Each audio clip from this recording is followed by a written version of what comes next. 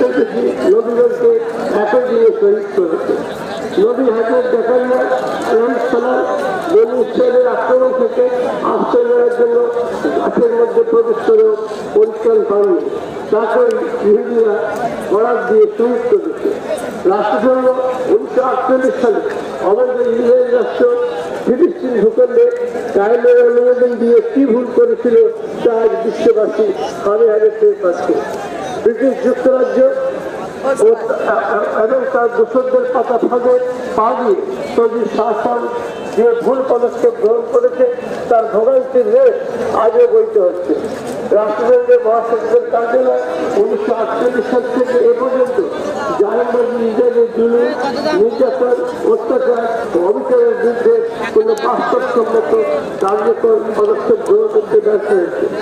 গত 1 বছর ধরে তারা মানবীয় মূল্যবোধকে ভ্রমণভিত করে নিরীহ ফিলিস্তিনদের উপর যে বর্বরচিত হত্যাযজ্ঞ চালিয়ে আসছে তার নিন্দার কোনো ভাষা নেই।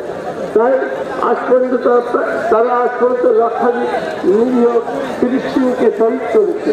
যার অধিকাংশের নারী ও শিশু মসজিদ, মাদ্রাসা, স্কুল, কলেজ, হাসপাতাল, বাজারহাট তথা সমগ্র জলপথ ভবিষ্যৎ পরিচালনা।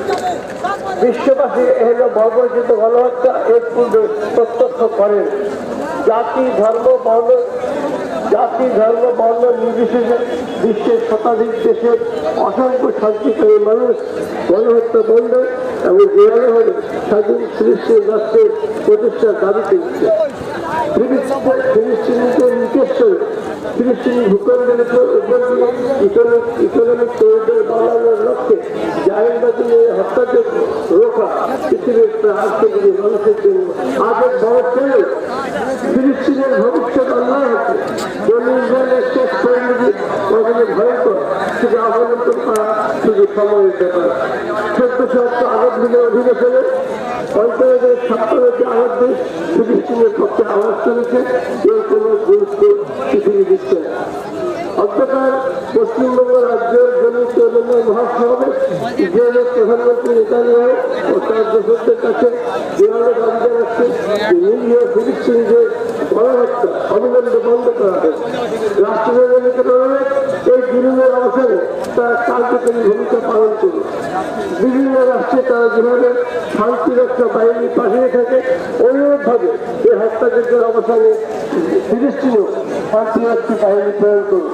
জেরুজালেমকে রাজধানী করে ফিলিস্তিনকে স্বাধীন রাষ্ট্রের স্বীকৃতি দেবে। কি আপনারা সমর্থন করেন এই প্রস্তাব?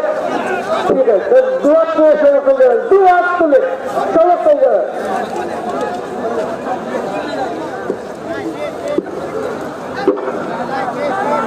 ভাইরা